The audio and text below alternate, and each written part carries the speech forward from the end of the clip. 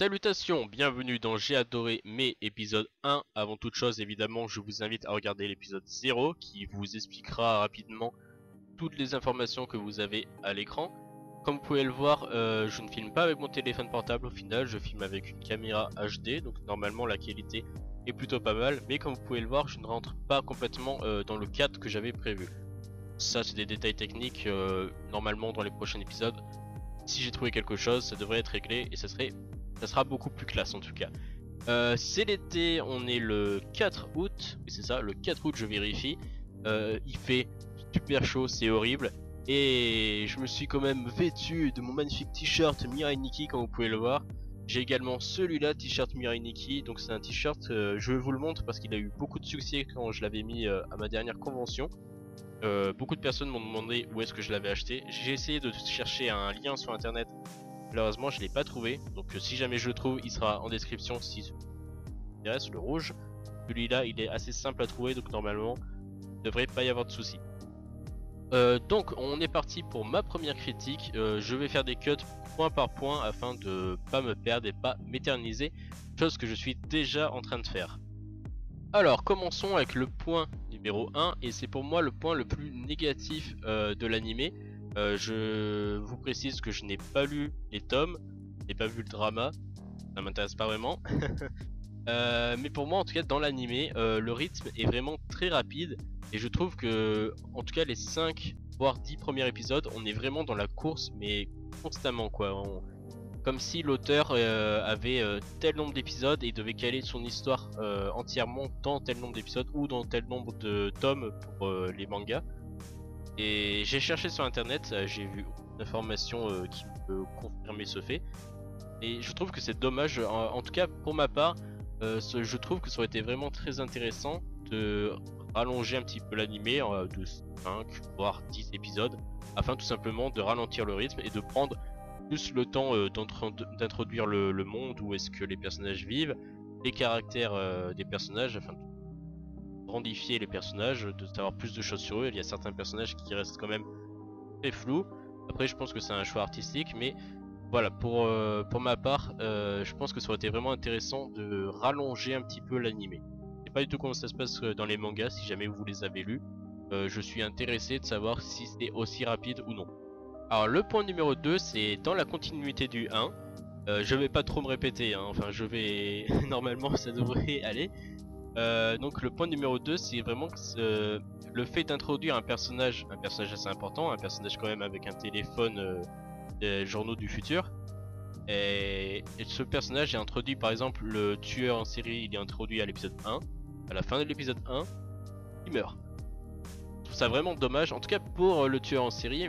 Moi j'aurais préféré quelque chose qui reste un peu dans l'ombre pendant les 4-5 premiers épisodes, et ça aurait créé une menace un peu permanente en ville, avec une sorte de couvre-feu à 22 h, ne sortez plus de chez vous car il y a un tueur en liberté, il y a des policiers la nuit, etc. Enfin je pense que ça aurait été intéressant de le laisser un peu en liberté afin de générer un peu de la tension, de la peur dans les premiers épisodes, et plus tard le découvrir, avoir le combat final, le tuer, etc. Ça aurait un peu grandifié ce tueur.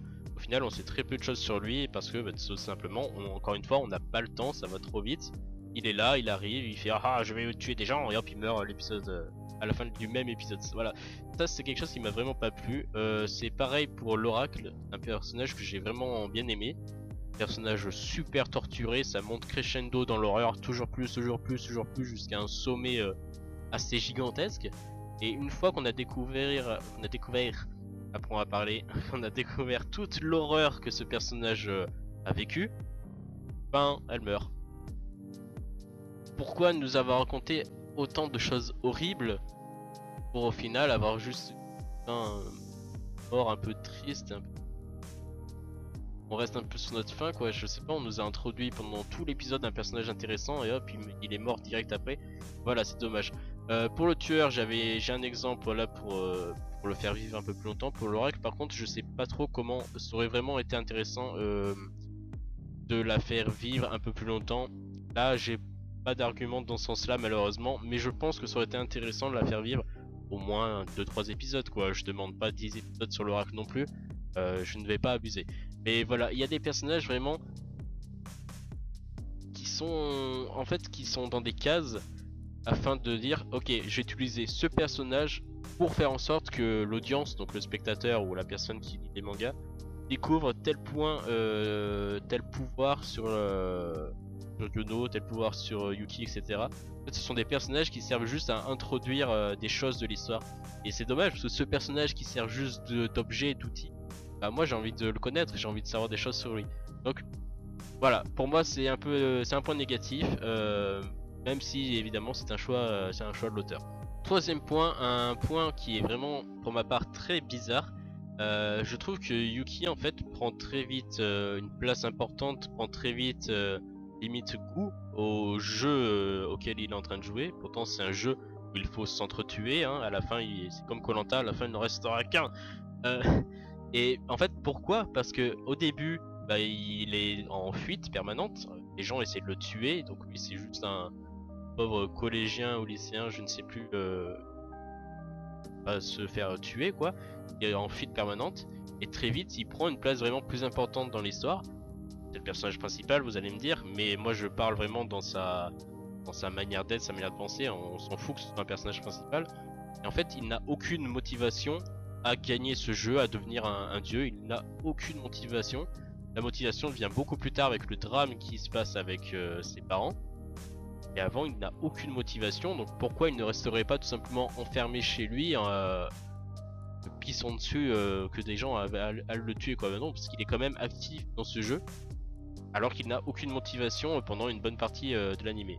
Ça c'est un point vraiment bizarre. Enfin pour moi c'est un peu maladroit, c'est pas très bien indiqué quoi.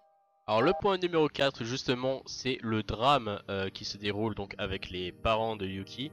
Si je me souviens bien, le père finit par tuer la mère et ensuite je crois il se fait soit emprisonner soit il meurt également. Remonte, hein, excusez-moi, j'ai pas revu l'animé pour la vidéo, mais en tout cas je trouve que cet épisode là en fait manque cruellement de force et de tristesse, parce que c'est ce qu'on veut amener, c'est quelque chose, c'est vraiment c'est un drame gigantesque, la famille de Yuki est en train de crever tout simplement. Mais en fait je pense que les personnages on les a pas assez mis en avant dans les épisodes précédents afin que cette mort, ces drames, et au final il a un impact, à mes yeux il avait un impact très minime, parce que ouais bah sa mère est morte, mais au final qu'est-ce que je savais de sa mère dans les épisodes précédents? Pas énormément de choses. Je pense que la mère c'est la personnage de la famille de Yuki qui est la plus travaillée en tout cas dans l'animé. Et par exemple le père il apparaît comme ça, hop maintenant il y a le père, et hop le père il va servir à faire ça. Et c'est encore une fois dans l'optique de je crée un personnage pour amener l'histoire là où je veux en tant qu'auteur.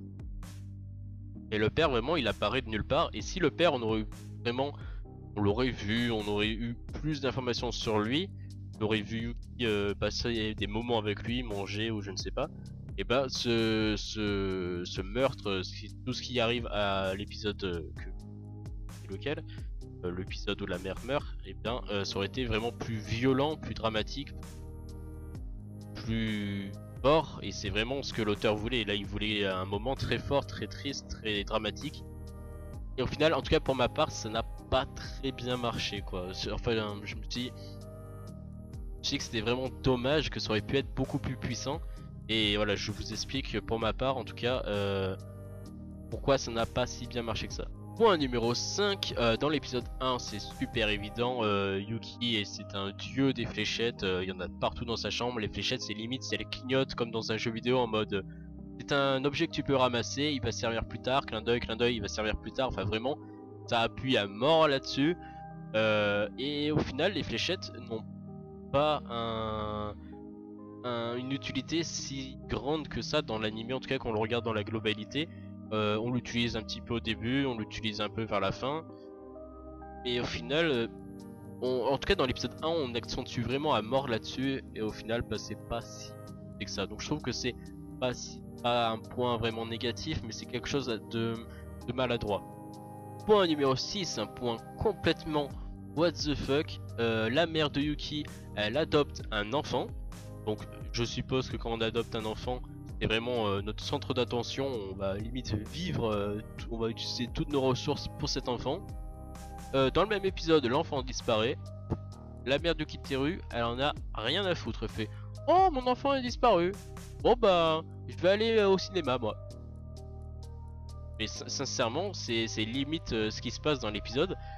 Et il y a aucun moment vers la fin, moi vers la fin, j'attendais, je me suis dit, bon, on va apprendre parce qu'en fait, cet enfant qui est introduit dans l'histoire, je crois qu'il manipule des seringues, et je me suis dit, bon, bah, il a injecté un liquide avec ses seringues sur la mer afin de modifier ou de faire des pertes de mémoire, voilà. Ça justifierait un peu tout ce qui s'est passé. J'attends, il n'y a rien. La mère n'a apparemment reçu aucune perte de mémoire, aucun produit, quoi que ce soit. Donc, je veux dire, excusez-moi, mais c'est la pire mère du monde. Alors, point numéro 7, pour moi, c'est négatif parce qu'il y a trop de mystères. Et dans mon caractère, dans ma manière de voir les œuvres, moi, j'aime vraiment que tout soit expliqué, explicable, ou qu'on puisse les deviner avec des tout petits indices. Le maire de la ville, pour moi, vraiment, c'est un écran noir. C'est une zone d'ombre, mais tellement épais que vraiment c'est quelque chose qui m'énerve beaucoup parce que je pense il amène des choses vraiment intéressantes et au final il n'y a aucune explication, il y a rien, et c'est quelque chose qui me frustre beaucoup en fait. Par exemple, il a créé des journaux du futur, mais je crois que ce sont des versions un peu moins puissantes que les originaux. Comment ce mec peut créer des objets paranormal, c'est des super pouvoirs quoi, ces objets.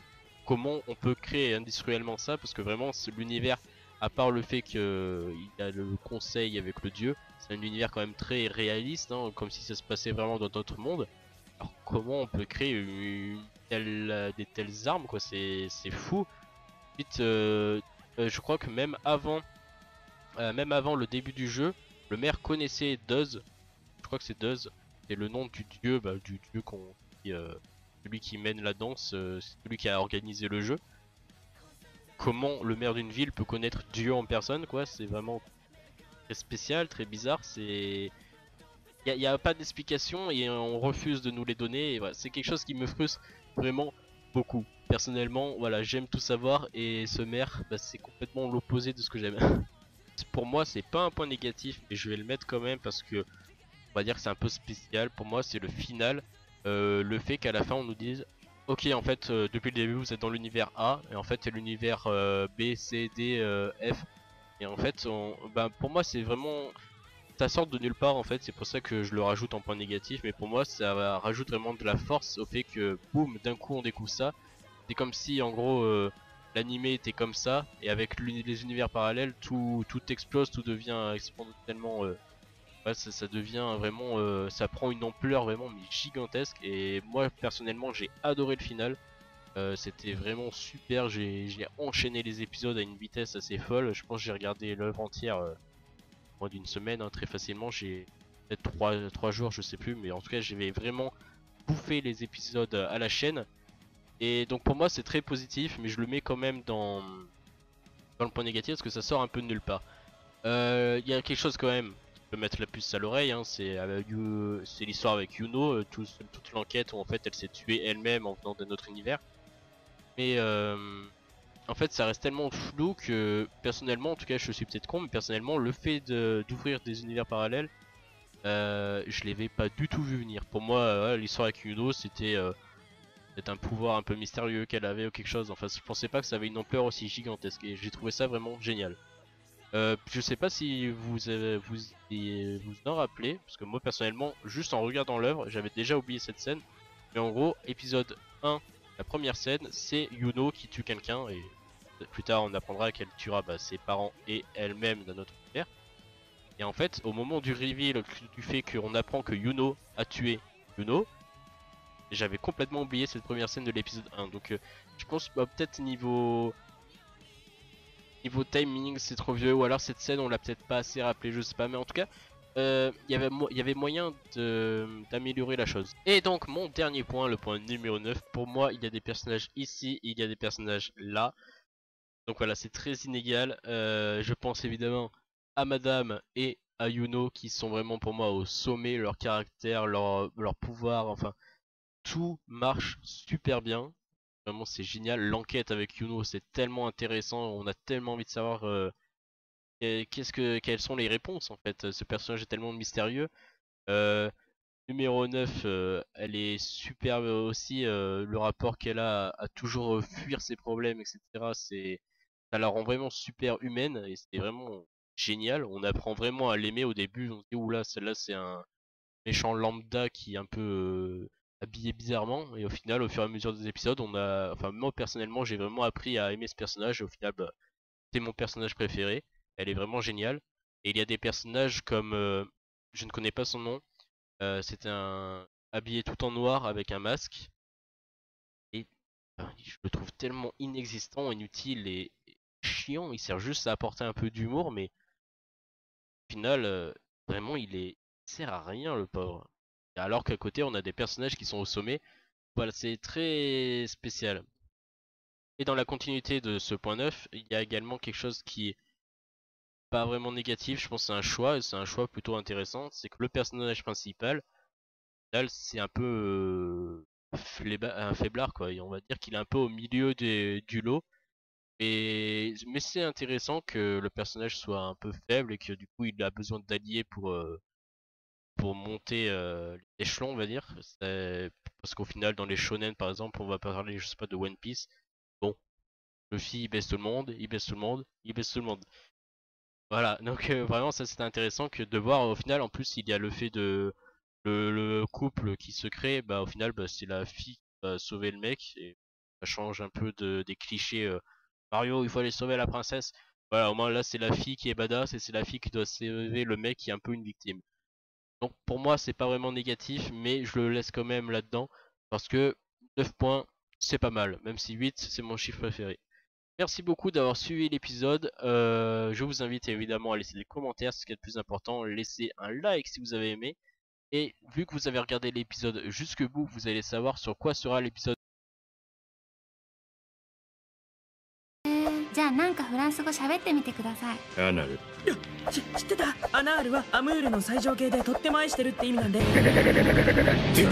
クラウザーさんの1秒間に10回レイプ発言。